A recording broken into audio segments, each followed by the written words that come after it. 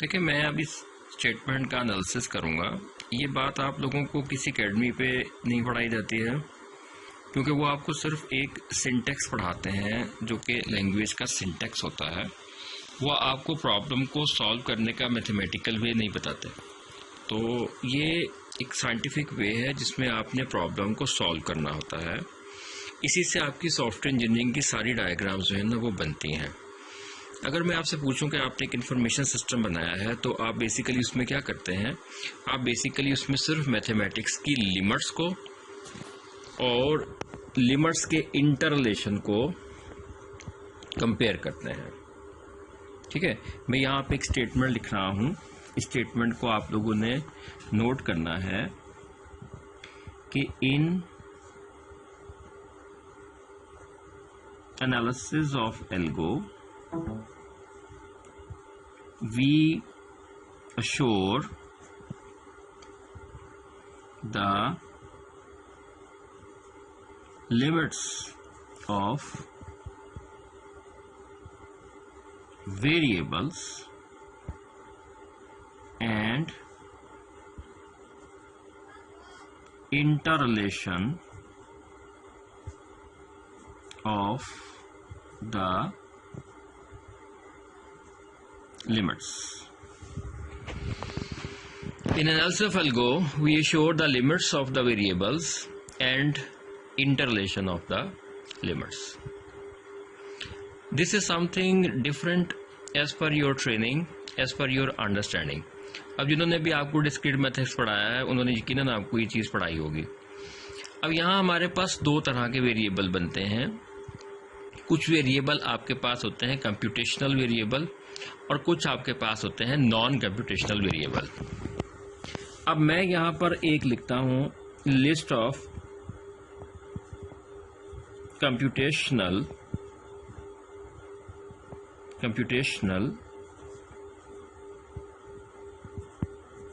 Variables, ये एक, और एक मैं लिस्ट बनाता हूं यहां पे नॉन कंप्यूटेशनल वेरिएबल। सबसे पहला मैं यहां पे जो शुरू करता हूं ना, मैं शुरू करता हूं पर्सन से।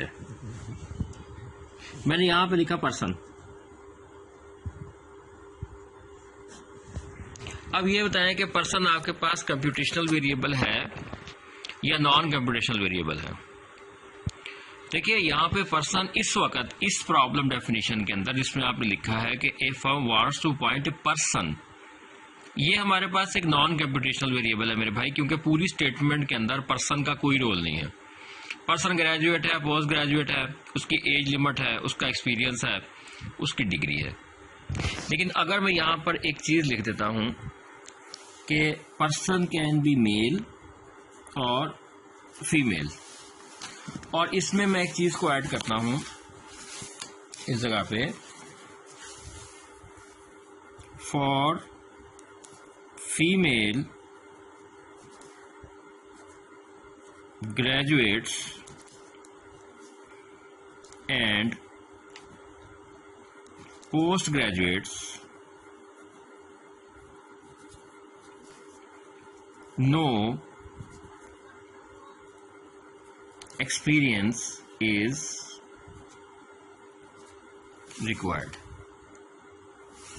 अब देखें, यहां पे आप गौर करें कि जिस वक्त आप इसका कंप्यूटेशनल का और नॉन कंप्यूटेशनल वेरिएबल्स का एनालिसिस करेंगे तो हमारे पास पर्सन आएगा,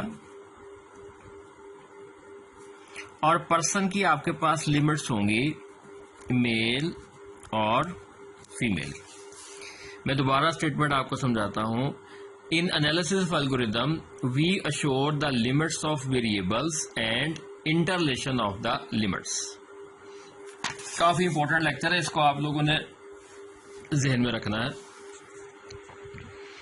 अब यहां पे अगली लिमिट वो हम यहां पे मेंशन करते हैं, for his age limit, his और हर यहां पे हो जाएगा। यहाँ पर पर्सन का जिक्र आया था तो यहां पे जेंडर हमारे पास स्पेसिफाइड नहीं की गई थी, तो पर्सन को बतौर हिज ही लिखा जाना था यहां पे। तो यहाँ पे हिज के साथ हम कर देते हैं हर, हिज और her. Age must be between 25 to 40। अब यहाँ पे हम एज की बात करते हैं जी, एज लिमिट की इस जगह पे। तो हमने यहाँ पे लिखा एज 25 to 40।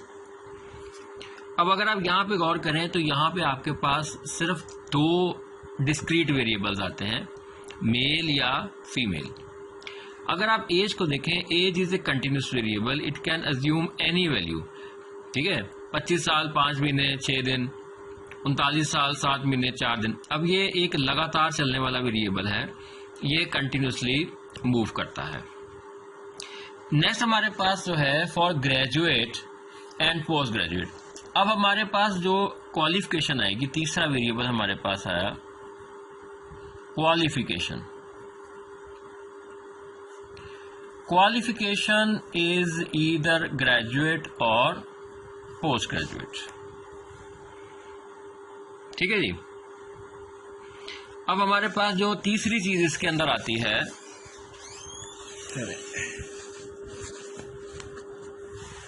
जो तीसरी चीज हमारे पास आती है वो आपके पास आती है डिग्री। डिग्री आपके पास होगी या साइंस या आईटी। अब देखें हमारे पास साइंस और आईटी जो है, ये दो आपके पास जो वेरिएबल हैं, इसमें आपके पास एक वेरिएबल हिडन है, हम यहां पर साइंस। साइंस में आपके पास मैथ्स भी है, फिजिक्स भी है, केमिस्ट्री भी है एंड सो ऑन। सो हमारे पास यहाँ पर एक मुकम्मल लिमिट बनती है। आप जिस वक्त प्रोग्रामिंग करते हैं ना, उस वक्त आप कभी भी एल्गो लिखते वक्त इन लिमिट्स के बारे में ना एनालिसिस नहीं करते। अब ये कौन सा एनालिसिस है, इसको आप कहते हैं दिस इज डिस्क्रीट मैथमेटिक्स और डिस्क्रीट स्ट्रक्चर। जिन साहब ने भी आपको डिस्क्रीट मैथमेटिक्स पढ़ाया होगा तो यकीनन उन्होंने आपको प्रॉब्लम स्टेटमेंट का डिस्क्रीट मैथमेटिक्स एनालिसिस कराना सिखाया होगा। ये आपके पास वो वेरिएबल्स हैं जो कि आप डिक्लेयर करेंगे और जो if else while do while आप लगाएंगे वो इनकी लिमिट्स के ऊपर आप अप्लाई करेंगे। ठीक है। अब आईटी की डिग्री मैं लेता हूं, यहाँ पे डिग्री आई साइंस की। अब यहाँ पे मैं लेता हूं आईटी की डिग्री। आईटी में आपके पास एससी भी आएगा, एससी के साथ आपके पास सीएस आएगा, इसमें सीआईएस आएगा, जीआईएस आएगा, सो ऑन। तो ये आपके पास बनती हैं डिग्रीज। अब जिस डिग्री की, जिस वेरिएबल की लिमिट भी आप लेंगे ना, उसको अगले के साथ आप रिलेट करके चलेंगे। जैसे कि मैं यहां पर एक वेरिएबल लेता हूं एक्सपीरियंस।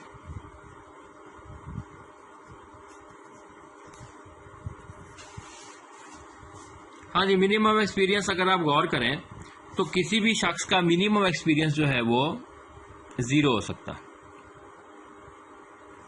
अब मैक्सिमम कितना होगा बेटा, ये प्रॉब्लम स्टेटमेंट है, ये इसका डिस्क्रीट एनालिसिस है।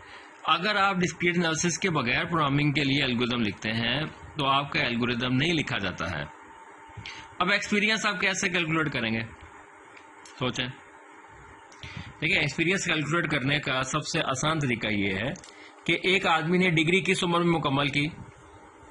एक आदमी ने डिग्री मुकम्मल की है 21 साल की उम्र में, ग्रेजुएशन की, और उसकी उम्र है 26 साल। तो उसके हमारे पास एज और उसकी डिग्री कंप्लीशन, इसको जब आप माइनस करेंगे तो उसका एक्सपीरियंस निकल आएगा। एक आदमी कहता है कि मैंने डिग्री मुकम्मल की है 21 साल की उम्र में और मेरा एक्सपीरियंस है 5 साल। कि भाई आपने डिग्री कौन से साल में कंप्लीट की थी, आपको उससे पूछना पड़ेगा। वो कहते जी मैंने 2018 में की थी। भाई अगर आपने डिग्री 2018 में की है तो 2021 चल रहा है, तो आपका एक्सपीरियंस 5 साल का नहीं बनता है। तो यहां पर आपको दो वेरिएबल चाहिए। एक तो चाहिए कि डेट ऑफ बर्थ क्या है, दूसरा date of completion of degree क्या है। ठीक, एक आदमी पैदा हुआ है फॉर एग्जांपल कि वो पैदा हुआ है 1/2000 और आपने क्लोजिंग डेट रखी है अप्लाई करने की। अब आप इस आदमी की एज खुद ही देख लें कि इस आदमी की एज ही 25 साल पूरी नहीं बनती है। अब अगर एक आदमी कह दे कि मैं, ये आपकी डेट थी अप्लाई करने की, एक आदमी कहता है मेरी एज है 1/1/1990 और मैंने डिग्री मुकम्मल की है अपनी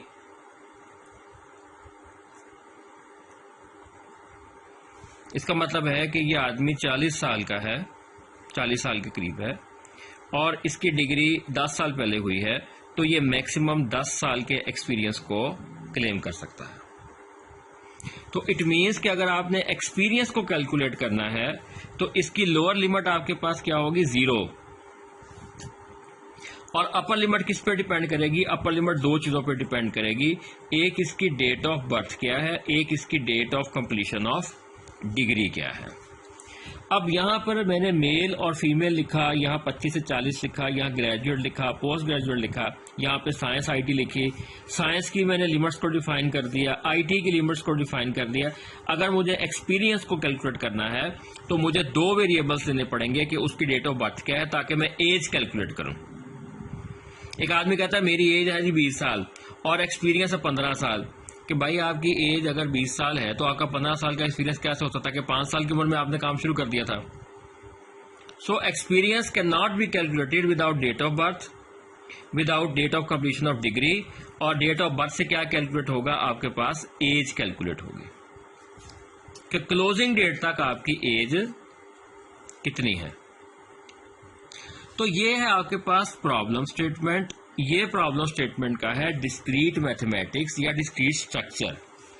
अब आपने एल्गोरिदम अगर लिखना है तो आपका एल्गोरिदम क्या करेगा। फॉर एग्जांपल एक कैंडिडेट कहता है कि मेरी एज 25 साल, ठीक है जी, 25 साल आपकी एज हो गई, मेरी डिग्री है ग्रेजुएशन, ठीक है, आपकी डिग्री ग्रेजुएशन हो गई, मेरा सब्जेक्ट है साइंस में फिजिक्स, ठीक हो गया जी। अब आप कहते हैं आपकी उम्र 25 साल है, आपने डिग्री कब कंप्लीट की, वो कहते हैं मैंने 25 साल की उम्र में डिग्री कंप्लीट की। अब आप उसे कैसे कहेंगे कि ये आदमी एलिजिबल है या नहीं एलिजिबल। वो कहता है जी कि मैं मेल हूं, तो वो एलिजिबल नहीं है क्योंकि उसका एक्सपीरियंस 5 साल नहीं बनता है। लेकिन अगर वो कहता है कि मैं फीमेल हूं, तो फीमेल की केस के अंदर क्योंकि हमने लिख दिया है कि कोई एक्सपीरियंस की रिक्वायरमेंट नहीं है, तो इसका मतलब ये है कि female 25 year qualification degree, there is no requirement of experience. ये बात ध्यान से समझनी आपने। In case of male, in case of a male person, experience is a computational variable. In case of a female student, female candidate, experience is a non computational variable, क्योंकि female के case में आपको experience चाहिए ही नहीं। अब अगर mail के case में आते हैं, मेल है, 30 साल का है, ग्रेजुएट है, तो एक्सपीरियंस कितना चाहिए, 5 साल का। मेल है, एज है 30 साल, पोस्ट ग्रेजुएट है, एक्सपीरियंस कितना चाहिए, 2 साल का। तो यही चीज मैंने ऊपर लिखी है कि in analysis of algo we assure the limits of the variables and the interrelation of the limits. I hope कि आपने इस चीज को अंडरस्टैंड किया होगा कि एनालिसिस ऑफ एल्गोरिथम के अंदर हमारे पास आता है मैथमेटिक्स, ये लिखा मैथमेटिक्स, मैथमेटिक्स में हमारे पास आता है डिस्क्रीट मैथमेटिक्स ये, और इसको हम कन्वर्ट करते हैं लैंग्वेज के अंदर।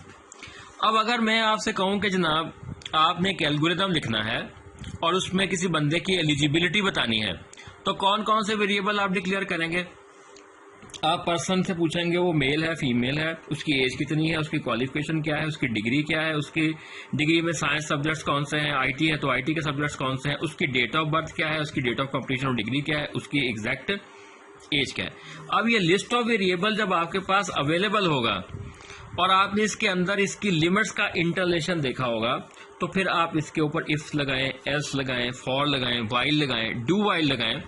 आप चाहे इसमें कोई भी एल्गोरिथम का कोई फॉर्मूला इंप्लीमेंट करें, जब तक आप प्रॉब्लम स्टेटमेंट का डिस्क्रीट एनालिसिस नहीं करते तब तक आप एल्गोरिथम नहीं लिख सकते। मैं यहां पर आपके लेक्चर के सेकंड पार्ट को कंप्लीट करता हूं। इसको यहां तक सुने, ध्यान से सुननी है दोनों वीडियोस, इस लेक्चर को ध्यान से सुनना है आपने, क्योंकि मैंने अब आप लोगों के साथ इस तरह से जब आपके ऑनलाइन लेक्चर होंगे ना, तो मैं वीडियो शेयर करूंगा, उन वीडियोस के ऊपर ही आपसे डिस्कशन करूंगा ताकि मुझे पढ़ने पढ़ाने में आसानी हो। मेरे लिए प्रॉब्लम ये बनती जा रही है कि मैं इन चीज़ों को कैसे ऑनलाइन पढ़ाऊं, तो ये मेरे पास यही सवाल है, लिहाजा इसको इस तरह से फॉलो करना है। इसको करें और बताएं।